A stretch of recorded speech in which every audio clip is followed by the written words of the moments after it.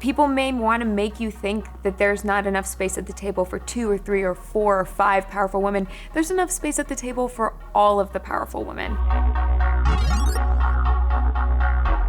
Hey guys, it's Kirbie. Welcome back to Pretty Unfiltered. Today, my guest, you might know her from La La Land, Mary and Jane, and she's the star of Happy Death Day. Jessica Rothe, thank you so much for being here, Jess. Thank you so much for having me. First of all, I just have to say I'm having a little bit of a girl crush moment because she's so beautiful. Oh my gosh, stop. And today, we're talking about a variety of things. Her new movie, we're talking about the influence of social media. We're also gonna be talking about what it means to play a strong female in film. So let's get right into it. You are from Colorado, right? Yes. Okay, so how long have you been acting? Well, I always knew I wanted to be an actor, but I didn't really know that could be your real life job. My parents aren't in the business at all. My dad's a doctor. He's a pediatric laparoscopic surgeon. My mom was an elementary school teacher.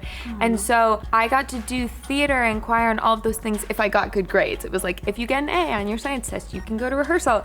In high school, a drama teacher encouraged me and was like, I really think you could do this. And so I went and studied in Boston, moved to New York for a little, was sure I was only gonna do theater. I was like, never TV and film, I'm a purist. Yeah. Was there an actor or actress growing up that you really saw as maybe your, not muse, but someone that you aspired to be like? There have been so many. I mean, Meryl Streep is such an obvious one, but she's such a chameleon and transformed so much. And I think that her career, because it blossomed before reality TV, she was actually allowed, even though she's beautiful, she could play the ingenue and be a character actress because people weren't looking for reality in the same way. They were looking for films to be an escape and to watch characters. So, Happy Death Day. Yes. Let's get into this. So, I had the pleasure of seeing it, and I love horror films. That's just my jam. My boyfriend won't go with me to them, so I usually go. Is he afraid?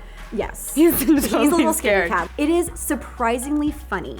I would file this under horror comedy. Yeah, Because there are definitely. some laugh out loud moments. I really appreciate films that surprise me in that way. Is that what drew you to the script? It really was. I remember the first time I read the script when it came to the montage. There's a really, really fun montage, and it was really fun to film.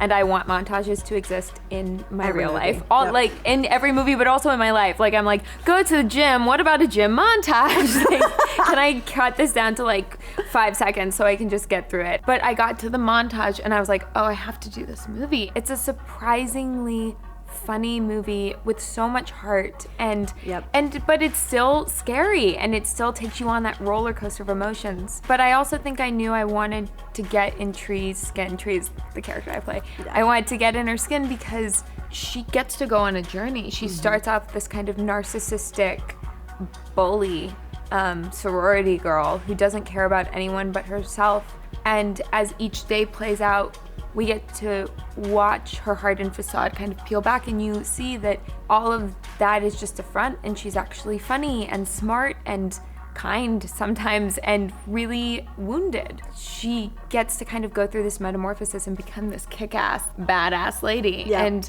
I love that transformation, and I love that that's the kind of role model girls could have in a horror film, that it doesn't have to be the girl who runs up the stairs even though the killer's obviously upstairs, like screaming. Like hot girl getting slashed, whatever. Yeah. Obviously she's hot. Like there's the eye candy component, right? I know. I'm trying to court you. No, I like it. So in a time where I think feminism is so important, I still think that there's probably a negative connotation associated with it. What do you hope that the women that are watching this take away from maybe your films or just their life in general? I think the biggest thing is there are enough seats at the table for everybody. And speaking of women being strong, Emma was such a huge advocate on La La Land for the roommates being kind to each other. And we talked a lot about how if you take care of yourself and you're kind to yourself, you can be kind to other people. And it's just never worth tearing other women down. It doesn't do anyone favors. It doesn't make you a better person. And I know I've been on both sides of that. I've been the one who's taken a pot shot, but it's normally because I'm insecure or there's something that I don't like about myself, and I've been on the receiving end and know how hurtful and horrible that can be. People may want to make you think that there's not enough space at the table for 2 or 3 or 4 or 5 powerful women. There's enough space at the table for all of the powerful women, and we just have to remember that and embrace it. Well said. Oh, thank Put you. it on a poster. Love that. All right, Jess, so what's one thing that you would love to see females achieve over the next few years? And is there a particular cause that you're really passionate about?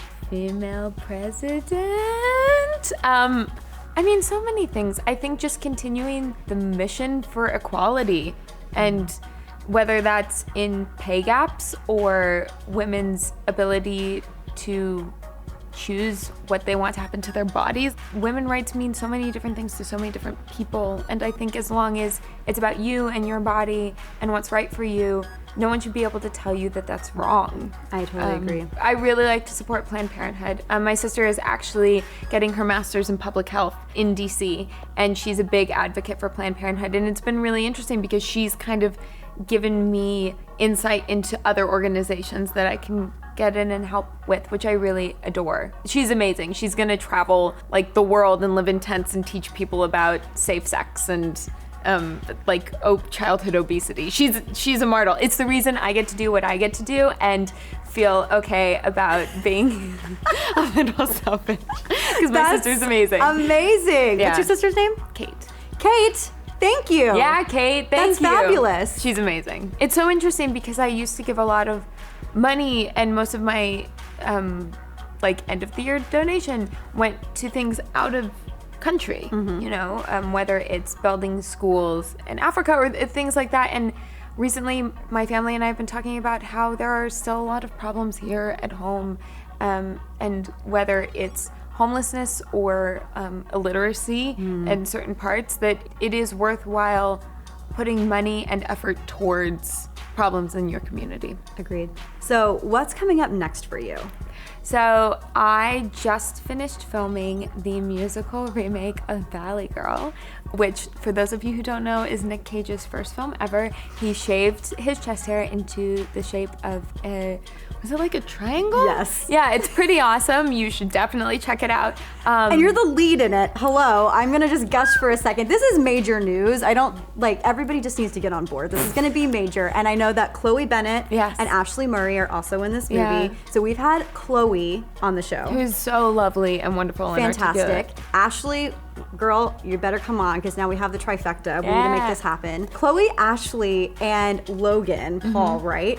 They all are pretty much glued to social media. Like, they have huge social media followings. And I say this in the most positive way. You are kind of out of the social media loop.